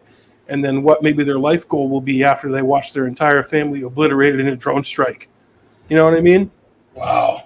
And Now, she was a senator. Did she become senator too? That's what I'm saying. When she was a U.S. senator, that's what I wanted to talk to her about, because I have to look this up. She may have been on some committee, some foreign policy or foreign affairs committee, and I just wanted to I was really amped up on drones then. I was really deep into Jeremy Scahill's work and his Glenn Greenwald, Intercept. Glenn Greenwald, Jeremy Scahill's documentary Dirty Wars, which Hum turned me on to, Mike. Hum was really early and often with Jeremy Scahill. He loved him. Yeah, Ricky Gray, which is a veteran who's has supported Ron Paul in the past and was our co-host and producer on Jackman Radio for a couple of years. Military veteran. Yep. He was like, "Oh, dude, Jeremy Scahill's sick," and I looked into him kind of at Hum's behest or Hum's urging. Book too. Yeah, his book and the movie Dirty Wars and the book. I'd love the podcast with Jeremy one day, who actually had an incredibly nuanced and really brilliant take about Trump's foreign policy recently on Crystal and Sagar, Breaking Points. I think it was either Breaking Points or Hill Rising had Jeremy Scahill on recently, and I recommend everybody track that clip down and watch it, because it's really kind of sums up how we've always really felt about Trump with his foreign policy. Because he's not necessarily a Trump fan. No, he's a Trump guy. But he said when he put out a nuanced take or thoughts on his foreign policy, he got maligned as a Trumper and an apologist for it. And it's like, well, dude, he's just dealing with reality, you know? I'm dealing with reality now, too, because since the 2004 election, I've been a big proponent of third parties. I've supported Gary Johnson. I supported Jill Stein from the Green Party. Who else from third party? We had a lot of them on the podcast. Cynthia McKinney, I supported her in 2008. I'm proud to say I never voted for Barack Obama. I'm very proud to say that. Because when I got in there, we're going to close Guantanamo Bay, we're going to do this, we're going to do that. Didn't do any of it. Kept the wars going, and in fact, drone bombed more people than George W. Bush's administration, which is incredible. You know, and a couple of American citizens without due process. Olawaki and his son. Yeah, I mean, there's a case to be made for the father, but the son, what was the son, 15 or 16? Yeah, he was gonna grow up to be very bad though too. Exactly. So you gotta end the bloodline, turn him into a smudge. Sure. Also kept the 9/11 cover up going with the Saudis, which Trump needs to be better on too. But anyways, I forget what was my point on that was going to be. Scahill's work on drones, policy. They call it a death by video game, which is a very adept description of what I heard about drones. I think I saw that on a poster in Cambridge, Massachusetts. Cambridge was based on drones. Commie. Oh yeah, they're full commie. Well, I don't like to simplify stuff in cartoonish terms. I know. I'm just kidding. And that's why when people are like, "Oh, Kamala Harris is a communist," it's like, well, maybe her father was, but she's not actually. She's gonna just kind of keep the same. Yeah, she's a corporate warmonger. Yeah, she's a front person for globalism and the war machine with Dick Cheney. And if you're Dick Cheney's lawyer and you get shot in the face, well, apologize for being in the way. But I think it's interesting when you see media step out and like Max Blumenthal from the Gray Zone did great reporting. He was at the DNC talking to the Good Burger guy there, Keenan and Keenan Thompson, I think it was, and just asking a lot of these Kamala Harris surrogates like a real question. And someone asked Mark Hamill, the Luke Skywalker. He's like, well, what is it about Kamala's policy that you really like and support? And he was like, are you serious? I'm not going to talk about her policy. And it's like there's a great meme of Biden and Mark Hamill together. It's "Start Wars" in the Star Wars lettering. It says "Start Wars," and I think that's very indicative of where the Democratic Party is now. And that's like when Bobby Kennedy Jr. says, "I didn't leave the Democratic Party; they left me." I think there's a point to that. I mean, we've done some work with House and Habit, Jessica Reed Krause out in California. Eric, was she not at the Women's March wearing the pussy hat back in like 20? She was at the 2017 pussy hat march. Triggered on Trump, hated him. And, after that, she did her thing. And then it was really COVID that kind of really opened her eyes to a lot of things and made her realize these people who say they're my friends or they support me or they love me, not so true. Not so true, And we'll get her on the podcast. She's said that she would love to come on. And, God, that would be fun. That's a podcast where you drink a bottle of wine and really get into it. What a journey she's been on, man. She has really inspired me and she's been really good to me, man. She's been really supportive and she's awesome. So big plug for Jessica Reed Krause of House and Habit. She just goes for it, and I love that. That's missing in so much of independent citizen journalism and muckraking and content and writing. It's awesome. It's just it's raw. It's real. It's how she sees it. She just calls balls and strikes, and it ruffles a lot of feathers, Mike. She ruffles feathers. She's done circles around the mainstream. Yeah. The mainstream's dying, dude. Nobody really. I mean, they're not nobody, but a lot of boomers still listen to it, but not really. Howard Stern, man, that guy was one of the best interviewers. I mean,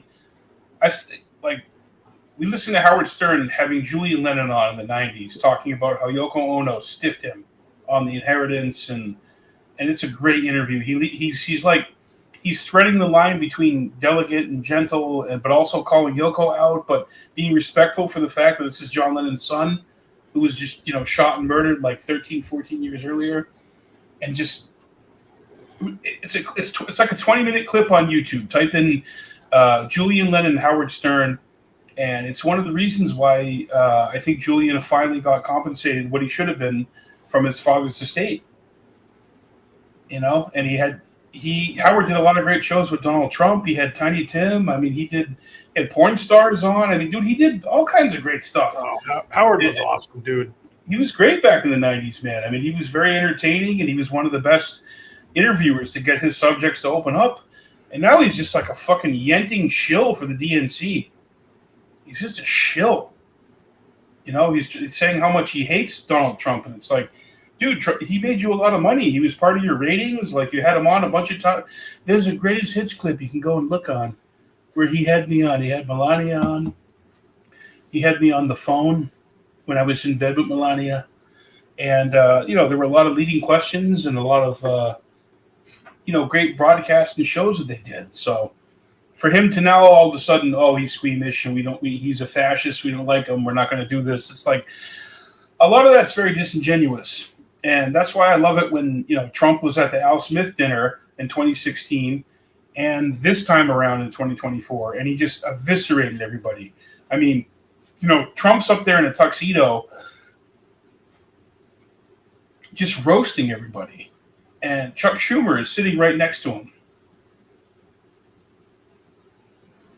having to just take it. And he's like, wow, you all liked me when I gave you money when I was a Democrat. And it's very true. These are mafias, guys. The Republicans are a mafia. The Democrats are a mafia. So now it's like, what mafia do you want to get in with? And that exists globally too. People they're going to be for their countries. So who do we want representing our mafia? That's the real story. That's the truth. And sometimes the competing interests in the mafias align and they join up. And they have a common cause that they're for to go against somebody else. But overall, I think, Putin, Trump, Xi Jinping in China, you got Bolsonaro in his country, you got Bukele. Where's Bukele, Eric? El Salvador? Bukele's El Salvador. He's based. He's El Salvador. Where's Bolsonaro? Is he still in power or did he leave power? Man, he's out, dude. Lula. They got Lula out of prison, and he's in there now. He was a leftist who actually won, right? Like he promised reforms for the people. Like, dude, a lot of the leftist ideas, like if it's actually going to happen, you're going to do it. Like do it. And that's why Jimmy Dore's resonated, because Jimmy Dore was a leftist who now no longer has a home. He wants Medicare for all. He wants to end the wars. A big coalition. But they don't want to talk to you if you disagree with even one iota of their agenda. So you can't even really have a rational discussion. I've talked to plenty of Republicans and right wing people about some of my ideas that they might not agree with, that might be beyond the pale for them, and they've never shouted me out. They haven't kicked me out and denigrated me to the point where we can't even have a discussion. But now, unfortunately, the way the left is now, that's kind of how it is. They really don't believe in free speech. I do believe in free speech. I've always believed in free speech. I think it's a very important pillar of our democratic republic, and I think it has to be. It has to continue to be that way in order for us to still have a country and have an exchange of ideas and talk to each other and move things forward. So I just, someone on the world stage, Eric, it's going to take a strong man, or who's perceived as a strong man, because optics. Yeah. Yeah, he's actually a very reasonable guy. He's real politic, dude. He's a deal maker. He's shrewd. He's cutthroat. He's a motherfucker. And that's what I'm voting for tomorrow. I'm going to vote for all that tomorrow. And not only that, the people he's going to bring with him if he gets back in there. And that's it. That's why I'm voting for him. It's pretty damn simple, man. It's not this big mystery, Kamala Harris, I don't think she even knows who Ron Paul is. Yeah, Ron Paul was the same age as Elvis, right? Mm-hmm. 89 or pushing 90. He'll be 90 next year. Yeah, Ron Paul was born in August 20th, 1935. That's Still autism defined right fighting. There. Yeah. Still fighting. Still cares. Him and Danny McAdams doing the Ron Paul Liberty Report. Dude, Dan McBase. I know, we live for it. Yeah, that's what we want. Let me tell you something. Donald Trump. But yeah, I watched that movie Civil War that came out this year. I think it was an A24 release, and it sucked. Yeah. I didn't even get your full review on it. You did a little bit of how bad was it? It's just stupid. It was so stupid. It didn't have any teeth. It wasn't even realistic about what the coalition would be. It said that Texas is in a coalition with California. Yeah, fucking right. It didn't have the Proud Boys. The Proud Boys weren't in it, right? No, there was they had Meth Damon there, Jesse Plemons from Breaking Bad. They had him as as a soldier for fighting for something, shooting people and being terroristic, and it was just tropes. It was Kirsten Dunst and her fucking sourpuss scowling face and a bunch of tropes. It was stupid. And they had the guy there from Parks and Rec. Parks and Rec is the president. What's that dude's name? He's a Galifianakis lookalike. Yeah, his head's everywhere. Yeah, they had him as the president. They didn't really it just didn't expand on anything. It was just stupid. It's not going to be a Civil War. Loud, dumb noise. Yeah, just loud, dumb noise. People want air conditioning. They want Chick-fil-A. They want the drive-through. They want Amazon. They want Uber Eats. There's not going to be a Civil War here in America. I really don't believe that. I really think the extremes on the left and the right are not representative of the population majority. Yeah, they're not, So, like our early thesis, whatever happens tomorrow, everybody's going to be okay. We're going to be fine. So that's about all I got right now. And I don't know if there's any more questions or comments you want to throw up there. Yeah, throw any more questions or topics in there because I'm ready. I'm ready to any other guests that might be coming in? I don't know. I sent it out to people, and so people are not responding. They're not wanting. They're not committing. They're not committing to anything.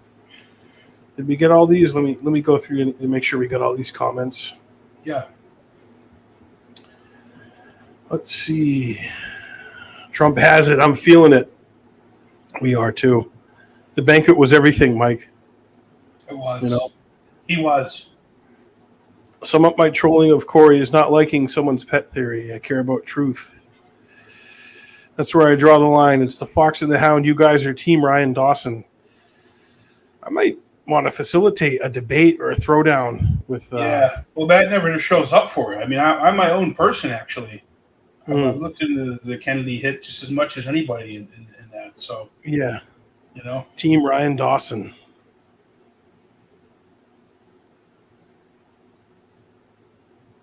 It's Ryan Dawson's fault. I followed the Jackman brothers for many years. Incredible stuff. Incredible stuff. Bullshit. Andrew Martin says bullshit. Bullshit to what, Andrew Martin? What are you talking about? Bullshit. You know what I call bullshit? I've been here at McDonald's for 15 minutes. I've now worked at McDonald's 15 minutes longer than Kamabla ever did. Okay?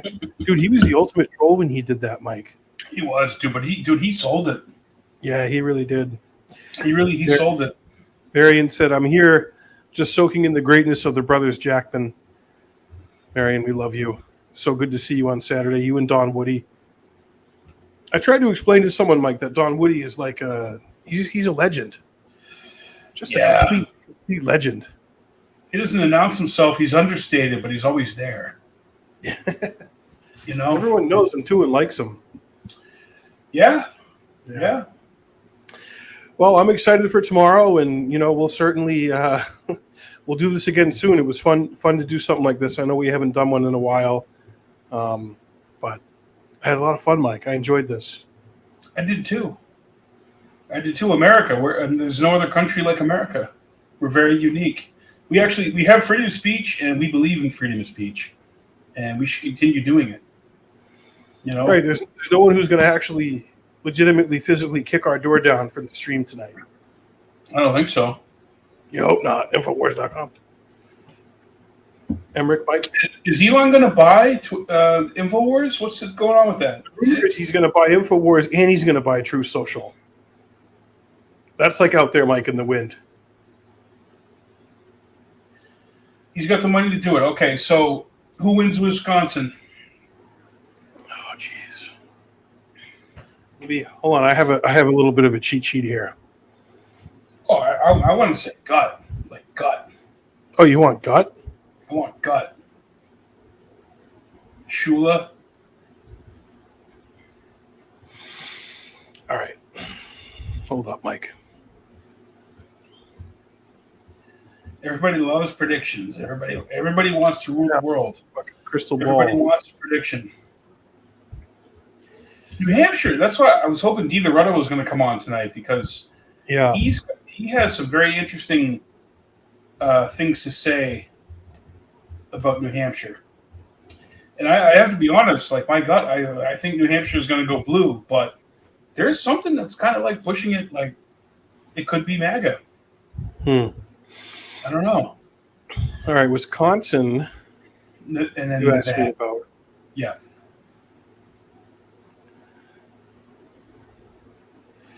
So Biden won it by 0.7 in 2020. Shula won it by 0.7 in 2016. Ooh. So maybe it's gonna go Shula, dude. You thinking Shula? Yeah, because Hillary didn't go there once. That was a big mistake in 16 for her. It may have cost her the vote there. It proved fatal. Yeah, it proved fatal. God, dude. So the whole average, the Real Clear Politics average of the last several polls is a dead heat. 48.6 for Kamala, 48.2 for Shula. You might have Paolucci. Really? Now, what about North Carolina and Georgia? Let me see.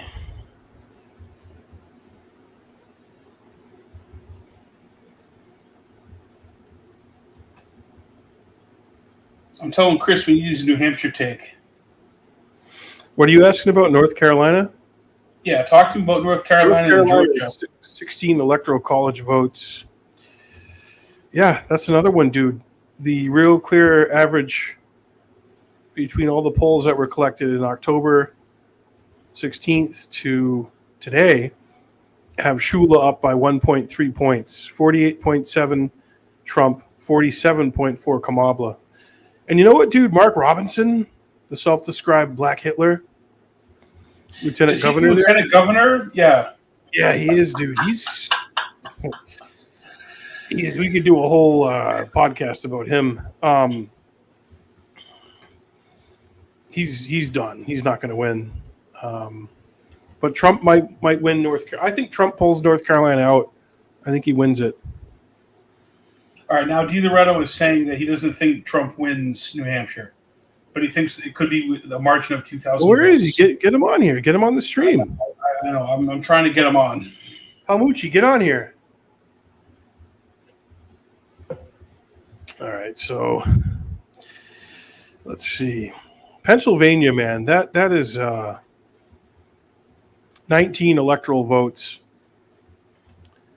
Let's look at Pennsylvania here. Let's get in there. Let's look at Oh, so that's 19. Yeah, I knew it was 19 or 20. It's 19. It's dead heat, dude. The real clear average, 48.3 for Shula, 48.1 for Kamabla. I think Trump's going to win Pennsylvania. I mean, dude, driving back from Virginia 2 weeks ago, like right. there was a lot of Trump signs, a lot of Trump support, and someone mentioned the Amish. Right. We literally saw a horse and buggy with a Trump sign on it. We did see that. We actually I thought I had seen everything politically. Right. In 16, Shula won it by 0.7 points against Crooked. So, and then 2020, Brandon won it 50. He got 50%, and Shula got 48.8. So Brandon won it by 1.2. So. All right. So you think Shula takes Pennsylvania? Yeah. Oh, snap me up there. I need to come grab me a couple out of my supply. I got you. I'll be right in to grab it. Okay, hold on. We got DiLoretto. Let him in. Let DiLoretto in. Oh my God. Ladies and gentlemen, Christopher J. DiLoretto, who has been doing the Lord's work all day, just came from a meeting. It just came from some kind of zoning board of adjustment. That is not glamorous. It is decidedly not glamorous. I can absolutely vouch for that. Very unglamorous work. This is special, Chris. This is very special because you and I and Eric and Zoe, I see Zoe in the back. And Zoe, we love this shit. This is the shit that you have people who like Super Bowl, people who like golf, and this is what we live for. It is. And we want a good, exciting one like this one. It was a good one. And Chris, you're spicy, but you're very brilliant. You're very smart. Oh, you have great taste, and you have a take on New Hampshire that I don't know that I necessarily agree with, but I want you to talk about New Hampshire's 4 electoral votes and what you think is going to happen. Yeah, well, so I mean, my overall take is I think they're more in play than most people give it credit for. I have been trolling people for over 2 years in saying that Trump is going to win New Hampshire. Yes. I still I would give that. I'd still give him like a 35-40% shot. I think it's going to be within a couple thousand votes. But I do see. This is the thing, right? Is that I am a good predictor, but I'm a terrible gambler, right? And in that, just like every terrible gambler, you can't go with your heart. You know what I mean? So like my heart is like, dude, you've been predicting this for 2 years. You can't back off now. You know what I mean? All this stuff. But I can actually. I mean, I've read enough numbers. Like there's no, like I said, I think it's going to be really close. I think it's going to be razor thin. I think it's going to be a couple thousand votes. But that's where the numbers are and where they have been and where they've trended. I think that even accounting for the unpolled Trumpers, of which we've said it to you like the other day, like each of us can name 10 off the top of our heads, people in New Hampshire who haven't been polled. You wouldn't think they're voting for Trump. They didn't vote for Trump before. They're going to do it this time, right? I still think there's a lot of that. And I don't think, like I said, they're not captured in the polls. But I think even with them, I think that's what brings it close. But I'm not feeling a victory. I think it'll be Kamala. I think it'll be Kamala by a little bit. And, I think that with that razor thin margin, I think that there will be a large enough number of I hate to say it, but like Nikki Haley-ish Republicans who are going to split ticket, and they'll elect Kelly Ayotte, and maybe win a couple of the down ballot races for Republicans. I still think it'll be a good year for Republicans in the state of New Hampshire. I just I'm not sensing a Trump victory. It could happen though. Look, if this is a big land, like, if it ends up being like really close in Virginia, if Trump's really like sweeping all the swings, if it turns out to be, if it's that scenario, right? If it's that big red night, then he wins New Hampshire. Like I said, still a 35% or so chance I would give it, but it's got to be that it's that night. If it's that kind of night, he wins New Hampshire. If it's not, he comes very close. That's reasonable. That's fair. That sounds fair to me, Eric. What do you think? Yeah, no, I agree with that. I feel more confident about Pennsylvania, about Trump winning Pennsylvania. I think he's got Pennsylvania. I really do. I think he's had it for a few weeks even. Yeah, I feel better about Pennsylvania. North Carolina, I think he's going to win North Carolina. I think he's going to win North Carolina. Nevada, he could win Nevada. He could. Surprisingly, I mean, I had picked Kamala to win Nevada. I was pretty sure about it a couple weeks ago. I'm not so sure now. I think he could take it. I think I'm going to keep that blue on my map, but he could take it. Did you have that? I was going to say, what'd you have for Arizona? Arizona's his, I think. Yeah, the border, dude. Yep. I think it's his. I mean, look, but I mean, Arizona, God love them. Forgive me, anybody from Arizona or Georgia that's on. But, there's certain states that just, I don't think that they do elections very well. And Arizona is definitely one of them. They do shady shit in their counties, I mean, no offense, but like, half of the West, these states are like teenagers in their stage of growth. You know what I mean? Like they're not, I don't know. They're just not as buckled down. I'm not sure. And then, but Georgia's not in the West, and they seem to be the same way. And in perfect fairness, I'm not picking on the South or the West, because I was just saying yesterday, look, I would be saying the same exact thing about the state of New Jersey if New Jersey was ever contested, right? But it's the same kind of place.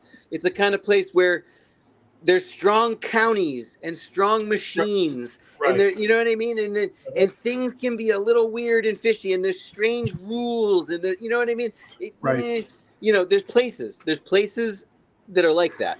And it's like I said, it just so happens that New Jersey hasn't been in play in presidential elections in decades, right? But if it was, I'd be saying the same thing about them. So Lord help us if it comes down to Georgia, if it comes down to Arizona, if it comes down to either of those states, we're probably fucked.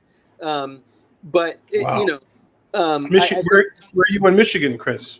I think that she loses Michigan. I think, and you know what? And this is crazy because I've been saying for over 20 years, really, that there's always a sizable number of people that are pro-Palestine, but they never have any juice, any influence. They're never going to influence any election, all that stuff. They might toss Michigan to Donald Trump. Right, because they have the Cornell West and the Jill Stein option to split that vote. They seem very serious over there. Yes, they're they do, not Chris. Kidding. Everybody backs down. Everybody backs down on that threat to vote against the genocide. Not this time around, Chris. They seem really serious. I believe them. They're not kidding. Enough of them are not kidding to flip that state. I really think that's true. And she knows it, and that's why she's trying to do this little late in the game, both sides on Israel thing. We're gonna end the war in Gaza. No, you're not. You're not gonna end the war in Gaza. Yeah. Come on. Do they think Kamala is on a cocktail of Xanax and Red Bull? Yeah, I don't know what she's on. It's it could be benzos. I mean, I do think about this. I do wonder. I don't know. She's not. I don't know if she drinks. I don't know. She's not quite right though. I do believe that. Or I don't begrudge people their chemical cocktails necessarily either, but you got to be right. They have to work for you. You know what I mean? You have to be able to function on them, and whatever she's doing, I don't think it's working. I don't think it's very presidential. Whatever it is. Even Charlemagne the God knows it's bullshit. Charlemagne the God knows it's bullshit, and not that we should listen to what he says, but he's very influential. Sure. And he's a Harris friend, but he knows this bullshit. So I think Well- deep down he wants the king. tomorrow night election party with either maybe we should stream. We might have to stream tomorrow night on Jackman Radio. Yeah, but too. we could do some messaging of some kind. I don't know, some Well, communication. thanks for coming on, Chris. You had a Yeah, you're long welcome. day. I really appreciate it. Thanks, Alex. Where can people find what you do? Well, we're in a little bit of disarray. Like our website is in touch with, but follow us on Facebook. Go Monadnock Underground, both places. One's for creative writing, one's for politics and local stuff, culture and civics. Watch for us. Watch for us a little bit more in the new year. We'll be back with our show and some other fun stuff. You have a strong online presence, and some have called you a troll, but I hate to leak this, but you're nicer in person. Yeah. And a lot of people have said that. Sure. You offer a lot of spice. I'm looking forward to I do want to be clear for anybody listening out there, though, that even in person, I will stand by any of the things I say online. Dude, It's important to be clear on that. Chris and I have argued robustly about many things. Indeed. How do you leave though, Mike, with him after it? I leave as a brother, and I love him. That's You right. leave in love. That's Yeah. right. I leave in love, and I want to protect him and defend him, even when we disagree. Well, Chris, right. we're gonna have fun tomorrow night, man. Election night party Shout out with to you Brother guys. Roger Stone did nothing wrong. He's wearing the shirt. Yeah, We'll text it Roger Stone tomorrow during election the. Eve shirt here. Hell yeah. Someone who appreciates Roger Stone, but can also watch Morning Joe, which I love. Even Roger Stone probably puts on Morning Joe once in a while. Yeah. He knows things about Mika and Joe, Mike. That's not general public knowledge. I have no doubt. He's got in his back pocket, Probably.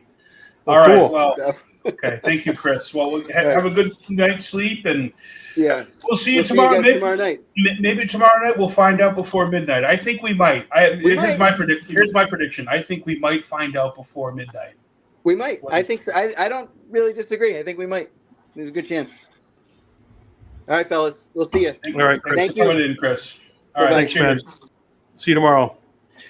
Well, I'm going into a Twitter space, Mike, here in the next couple minutes with Maha, with the pack. It's on X, so Tell everybody where to find that. I'm gonna drop that link. This is election night badinage, folks, and this is our Super Bowl. I don't spend a second thinking about sports, and that's not because I hate them or whatever. I love hockey. I love hockey, but this is our Super Bowl. So Maha is Make America Healthy Again, which we're talking about and Trump's talking about. Obviously, we're fat. You can see that we're fat, like many Americans, and we like to eat, we like to feast, we're drinking alcohol. And it's a choice. The libertarian to me is like, well, it's a choice. Like you can, but also we're poisoned by a lot of shit that's not our choice. So I think that's what the Maha angle is. I don't know. What do you think, Eric? Is that the angle? Yeah, it's Vote Maha on X, and they're hosting a space, and I'm about to jump into, so that'll be fun.